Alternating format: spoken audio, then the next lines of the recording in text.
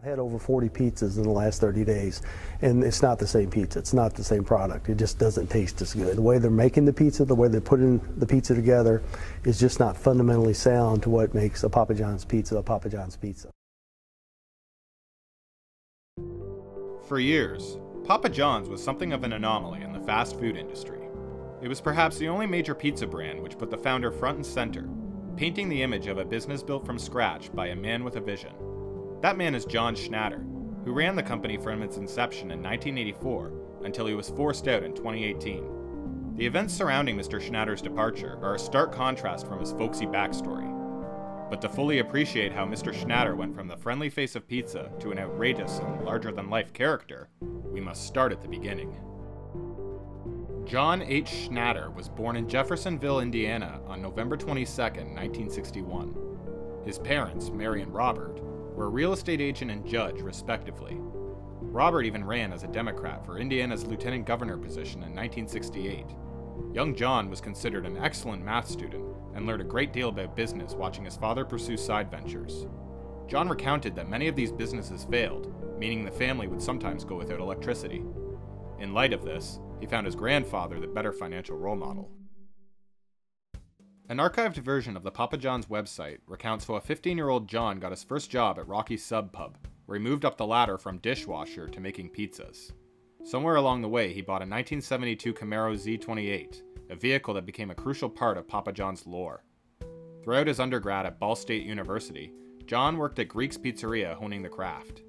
John was passionate about pizza, being quoted early on as eating it at least 2 to 3 times a week. He once considered it healthy because it hit all 4 food groups. In his downtime, John devised recipes and branding for a pizza parlor he dreamed of owning one day, Papa John's. By 1984, John earned his business degree. His father owned a tavern called Mick's around then, where John started working after college. Mick's was close to bankruptcy, so John sold his beloved Camaro for $2,800 to keep the business afloat. With the leftover cash, he bought used pizza-making equipment and set up a small pizzeria in the broom closet. A year later, Mr. Schnatter was doing well enough that he established his first standalone Papa John's pizza in Jeffersonville. He attributed his success to seeking out better quality ingredients, which remains a tenet of the company image. Mr. Schnatter built another 7 pizzerias over the next year, before franchising the business out, beginning with the location in Fern Creek, Kentucky. He married Annette Cox in 1987. The couple would go on to have 2 children. Growth was exponential for Papa John's Pizza, with the chain managing 100 locations by 1991 and 500 by 1994. 5 years later, it boasted over 2,000 stores, and the company was now worth approximately $1 billion. But underneath this success, it seemed like something was changing within Mr. Schnatter. In a 1998 New York Times article about the pizza industry, it was reported that Mr. Schnatter randomly appeared at franchises to inspect their quality. A former employee said Mr. Schnatter would, quote, blow his stack if any aspect falls short. It was also said that those who drew Mr. Schnatter's ire knew it right away. When one executive fell out of favor, Mr. Schnatter apparently moved his parking spot to the most inconvenient location possible. Mr. Schnatter denied this ever happened. The company saw 5 executives leave over the course of a year and a half. Mr. Schnatter's new advisor, Jack Trout, suggested he tried to build a warmer image in tandem with stronger presence in the branding. Even if he indeed relaxed, success seemed to have fueled Mr. Schnatter's ego. When a new Papa John's headquarters was built in Louisville, Kentucky, he was said to have had a fresco of his own face commissioned for the ceiling. In 1999, Mr. Schnatter and the Papa John's company were sued by a former employee named Leslie Workman, who alleged that the owner had sexually harassed her for months. According to Miss Workman, Mr. Schnatter would try to kiss and grope her and made frequent visits to her home. She also claimed that he had roses sent constantly, and sometimes threw rocks at her bedroom window. Mr. Schnatter responded by saying Miss Workman was trying to extort his business for $5 million to pay off personal debts. AdAge.com reported in 2018 that the case was dismissed after Miss Workman signed a confidentiality agreement under unspecified conditions, making it impossible to ascertain the outcome. The new millennium saw Papa John's embroiled in what was dubbed the Pizza Holy War with its competitor Pizza Hut. The LA Times reported that warfare included Pizza Hut sending camera crews to Papa John's plants to go through their garbage. This was to verify the claim of better ingredients. Mr. Schnatter defended his product and retaliated by enlisting the founder of Pizza Hut, now a Papa John's franchisee, to appear in commercials. He noted that his rival CEO David Novak was quite similar to him, even praying at the same church, and that this was not personal. Papa John's claimed to have pioneered nationwide online delivering in 2001, setting an exorbitant amount of sales records. Nevertheless, business saw a crash near 2004. Mr. Schnatter was furious. He blamed what he called, quote, fat and happy franchisees who were cutting corners, thus soiling the value of his brand. 45 corporate employees were let go, and as a cost-cutting measure, Mr. Schnatter is said to have ordered the heat be turned off at the headquarters. He also began using burner phones for business calls, saying it was in the interest of corporate security. In 2005, the television show The Apprentice ran a competition designing and marketing meatball pizzas, the winner of which would receive a deal with Domino's Pizza. Donald Trump would then go on to market these for Domino's. Mr. Schnatter responded with a commercial of his own airing during The Apprentice. In it, he quips, "Why eat a pizza made by apprentices when you can call the pros at Papa John's?" He has nevertheless become one of Mr. Trump's most staunch supporters through his campaign and presidency. Mr. Schnatter stepped down as CEO voluntarily around this time to see if outside management could help the company. He returned 3 years later. The Papa John's company was far more aggressive in international markets over the next few years, beginning in 2008 with a 5-year plan to build 500 locations in China. Mr. Schnatter continued to play face of the company through this, in an attempt to replicate the success his charming public image had in America. While doing promotion abroad, he was quoted in a 2009 BBC radio interview saying, "Pizza's actually healthy for you if you don't eat too much of it. You can't eat 5 or 6 slices, but if you eat 1 or 2, it's very nutritious." The British media found this amusing. Though business was again taking a downturn, a personal victory came for Mr. Schnatter the same year when he posted a $250,000 award for his old Camaro. The call was answered, and the company ran a promotion campaign in celebration where it gave Camaro owners free pizza. But the situation wasn't as rosy as the company's website suggested. Billy Sloan of Indiana pointed Mr. Schnatter to who she sold the car to according to Autoblog.com. But when she only received 10% of the promised award due to a technicality, she threatened to sue. The company insisted the rules stated that the current owner would receive the full amount, and made good on that promise. The outcome of Mrs. Sloan's lawsuit is unclear. Mr. Schnatter faced more legal troubles when he was yet again sued for sexual harassment, this time by a 24-year-old marketing employee as reported by Forbes magazine. The CEO had reportedly installed personal friends loyal to him, including a classmate from his high school, in key positions within the company. Complaints about lewd conduct were reportedly ignored as a result. Some of the harassment was said to be deeply personal in nature, to which management present would simply laugh. One employee was apparently asked if she had ever slept with a past boss. Mr. Schnatter's executives and managers were also known for keeping mistresses that they paraded around in public, such as at the Super Bowl. Mr. Schnatter himself was accused of ordering employees to spy on one another, going so far as to recommend they rummage through coworkers' emails. Mr. Schnatter has denied this ever happened.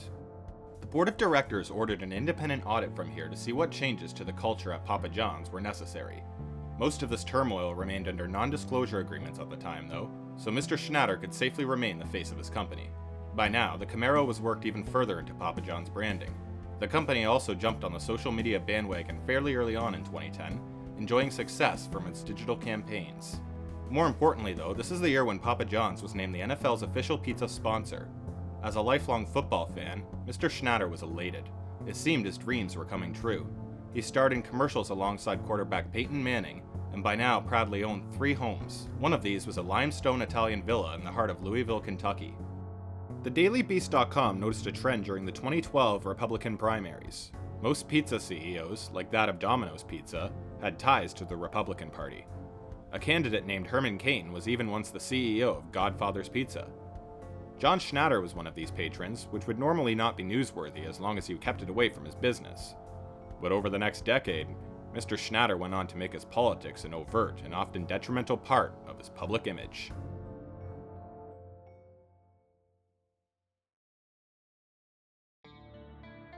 "2012 started off as typical as any year for Papa John's. Mr. Schnatter devised a well-received viral marketing strategy in which those who correctly predicted the outcome of Super Bowl 46 won free pizza. This helped solidify the company's relationship to the NFL. Shareholders were pretty happy with Mr. Schnatter's peak performance around this time. The company even won public favor in wake of a controversy on Rush Limbaugh's radio show. The host had repeatedly attacked an American lawyer and women's rights activist named Sandra Fluke over the course of several days, and the incident saw Mr. Limbaugh lose a considerable number of sponsors, including Papa John's. Mr. Schnatter held a fundraiser at his mansion for Republican candidate Mitt Romney. The focus was on the presidential challenger that night, but the pizza mogul couldn't evade the limelight for long. Mr. Schnatter's wholesome image was challenged after a conference call leaked where he said, quote, "Our best estimate is that the Obamacare will cost 11 to 14 cents per pizza, or 15 to 20 cents per order from a corporate basis. If Obamacare is in fact not repealed, we will find tactics to shallow out any Obamacare costs and core strategies to pass that cost on to consumers in order to protect our shareholders' best interests." Patrons castigated Mr. Schnatter over what they considered a small price to pay for employee healthcare. For the first time, Papa John truly fell out of favor in the public eye, though the company insisted his very direct comments did not actually mean costs were being passed on to customers.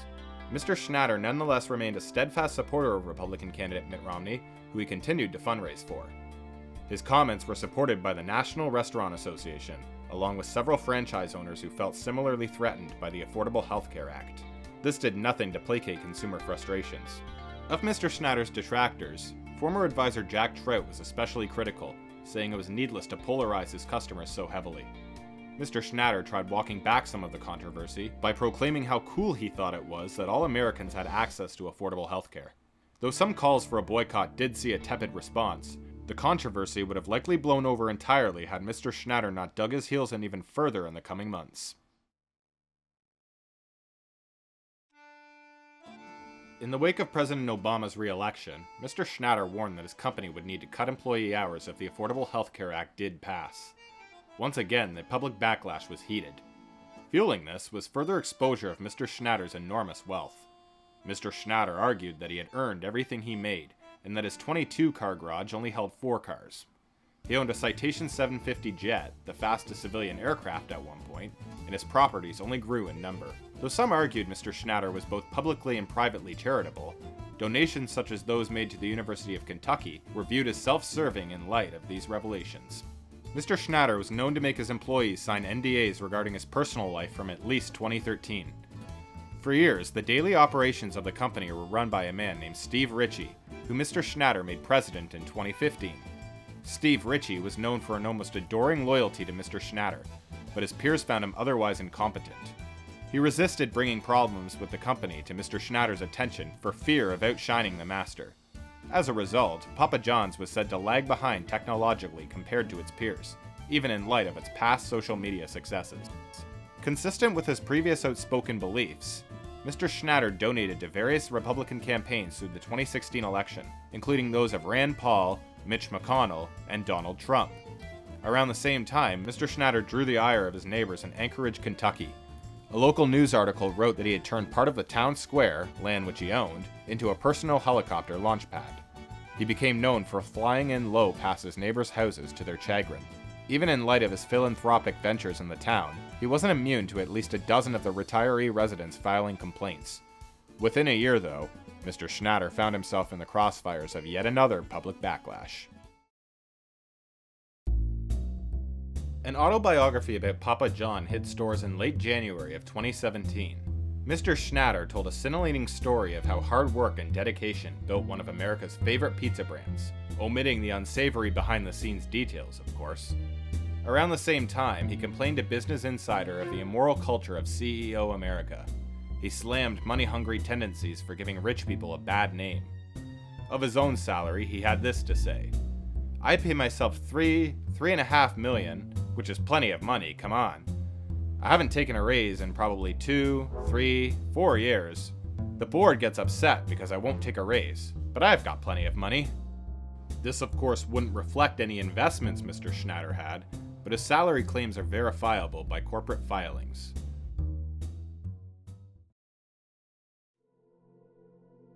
Controversy was brewing that summer. Over the past year in football, some players began protesting police violence by taking a knee during the national anthem. This saw mixed reaction.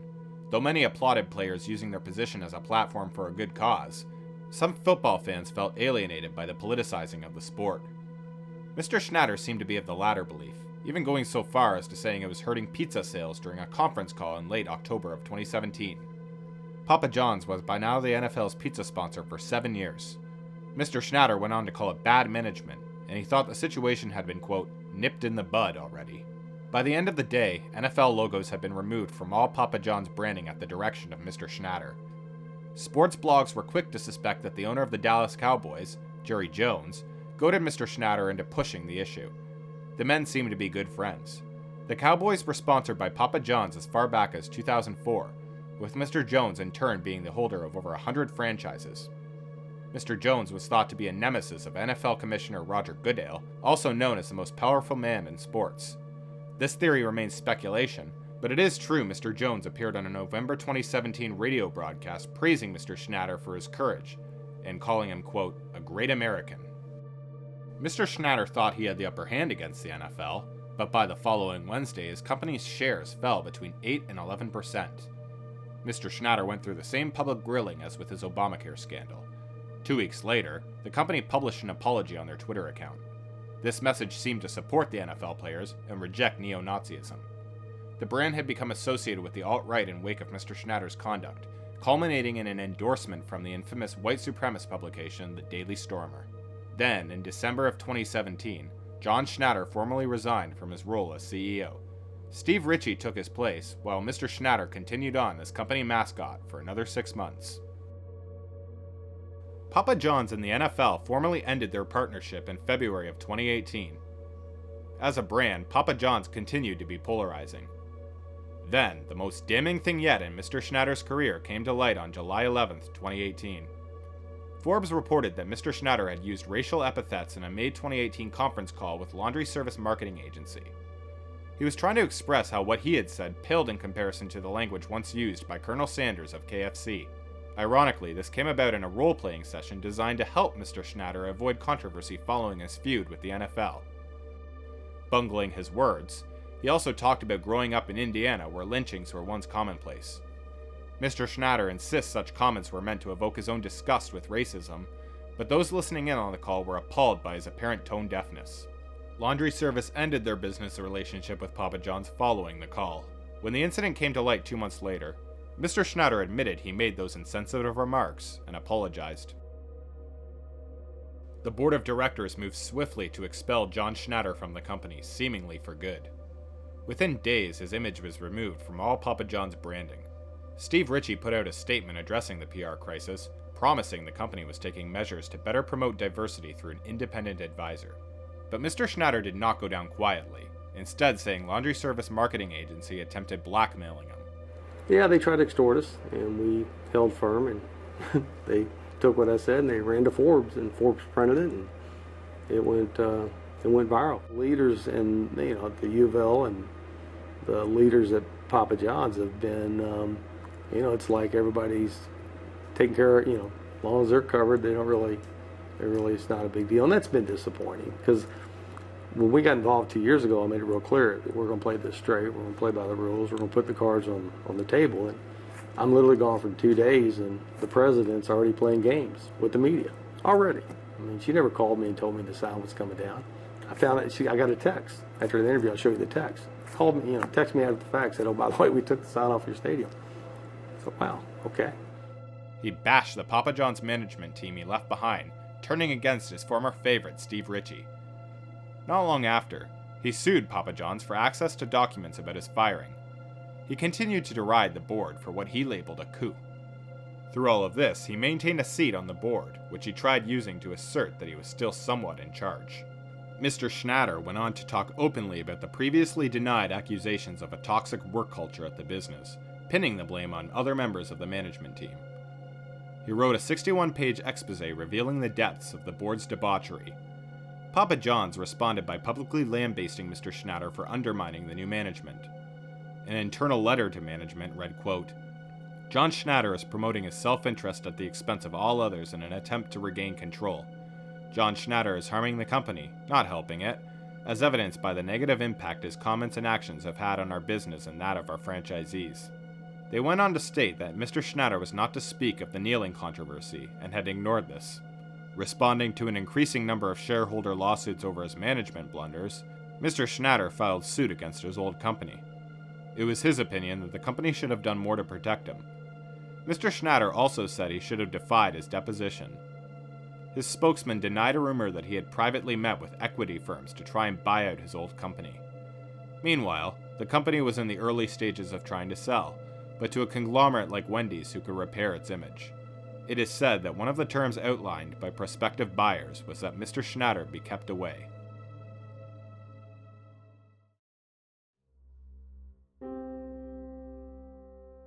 A company named Starboard Value did wind up investing a significant amount of money in the flailing company, as it had with the once imperiled Olive Garden. The deal went through in February of 2019, and Steve Ritchie tried burying the hatchet with Mr. Schnatter. By March, Mr. Schnatter agreed to withdraw his lawsuits and resign from the board of directors. It seemed this episode had come to its conclusion. Mr. Schnatter's wife of 32 years left him in April of 2019. His divorce was finalized in December after his ex-wife called their marriage, quote, irretrievably broken. The division of assets was kept out of the public record, and Mr. Schnatter refused to comment on it. Earlier that year, Mr. Schnatter tried repairing his image by donating $1 million to Simmons College, a historically black institution. While some praised his generosity, detractors saw it as an attempt at buying forgiveness. In the midst of settling his divorce, Mr. Schnatter gave the infamous interview which reignited his feud with Papa John's. After formally speaking highly of the new management, Mr. Schnatter talked of eating 40 pizzas in 30 days and noticing a major drop in quality. Viewers were quick to point out Mr. Schnatter's disheveled appearance, and clips of the interview went viral.